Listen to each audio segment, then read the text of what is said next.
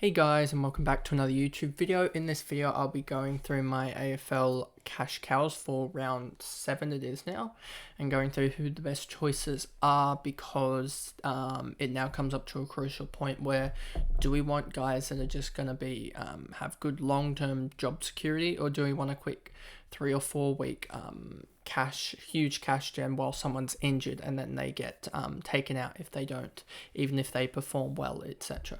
So before we get into it, remember to like and subscribe, turn the notification bell on so you know when I upload, and let's get into the video.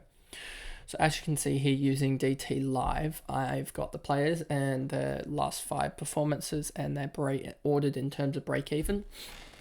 And I think we should really be targeting, if you haven't already got them, Mitchell and Cincotta, because Mitchell should be playing next week, be honest. He had a ripping game, and he really should have had more points, in my opinion. I think with the way Hawthorn play, there's a point when he just needs to be used a little bit more. If we look here, he's currently in my forward line at the moment. 2 games, 64 and a 68, a 10 kick, 5 handball, 6 mark, 3 tackle game. So it looks like he's getting really good points through the marks and tackles. And we haven't even seen a game where he gets 20 touches, 20 something touches, where he could go huge. And with the way that they play a lot with Sicily and others just taking a lot more marks, who do they play this week? Western Bulldogs. We could see them play a kick mark game, I should say, and that could really help him. If I look here and go to, it'll be kick-ins for these guys. Hawks 2023 kick-ins. You've got Hardwick, Sicily, and you got Seamus. Mitchell had none in the last game because, he didn't get any, and we see here, I think you'll see pretty much the same spread. I think you will see Hardwick get less and less, and you'll see Sicily go up a little bit more, just because I think Sicily's the best for it. He's got a bigger boot than Hardwick. So that's the thing. And also, I think you'll see a lot of Mitchell just laying in that sort of back pocket and off a kick out and trying to get that +6, or him and Sicily doing that. That's basically how they get a lot of their points. So I think that's why Mitchell is a good option. Yes, there is worries about, I think it's Scrimshaw coming back, but I do think they just want to, Mitchell will honour Mitchell's play and give him more time, because he looked really good. Especially with the way he came home strong in that last game. And if we look at just the AFL... can I do this?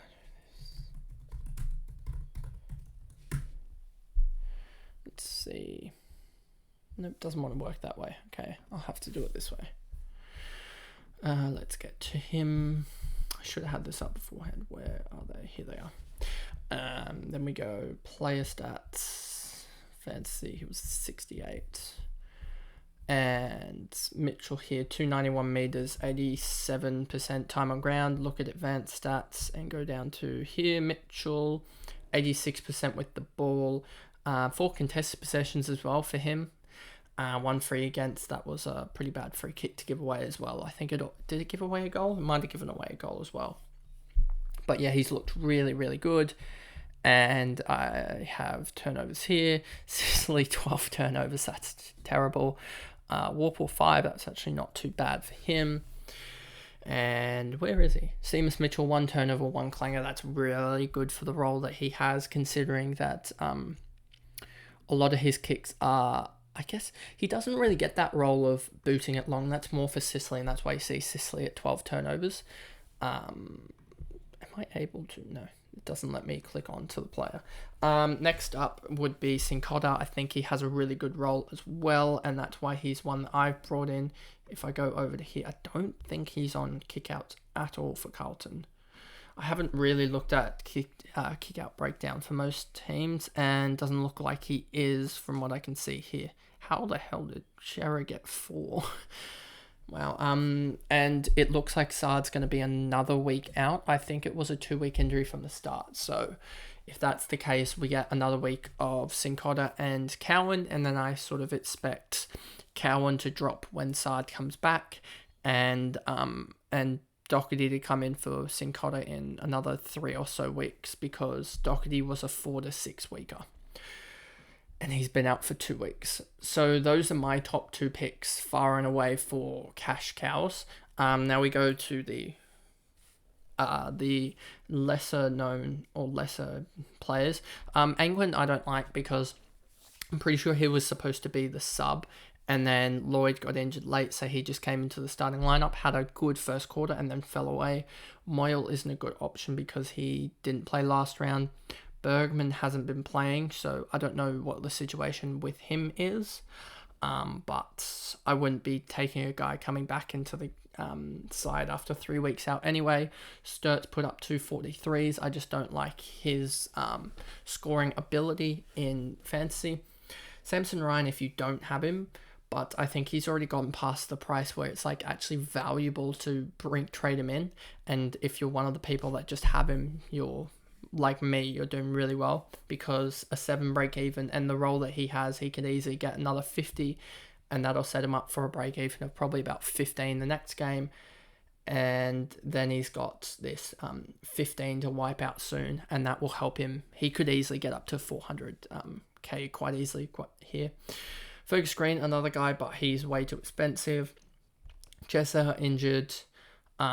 Johnson is did he get injured, or did he just have a slightly bad game? He is one that you probably could, because I'm pretty sure he isn't injured, and he's gotten a good break even, but you're risking it with him dropping another 20 or 30 here. So I wouldn't go for him. Uland is playing Wagner. Wagner's in doubt just because of some people coming back, but I'm pretty sure, I don't remember which Freo player it was, but one of them went down with an injury, I believe, in training, so that should help Wagner hold his spot, and he actually looked alright in the game from what I saw. Noah Long is projected to be another 2 to 3 weeks out. I found out that like a couple hours after I filmed the review video, so that information on the review video is wrong. Looks like they're taking a tentative approach with him, so 2 to 3 weeks out for him. Potentially becomes a trade target, down to another rookie, but we'll see with that. I just have a couple rookies more out, so out confirmed long term, and I don't know, I think Noah Long could return closer than 2 to 3 weeks. I just don't trust the West Coast medical staff at this point. Radically a non-option. Ollie Lords, I just don't like the way his position. Williams, no.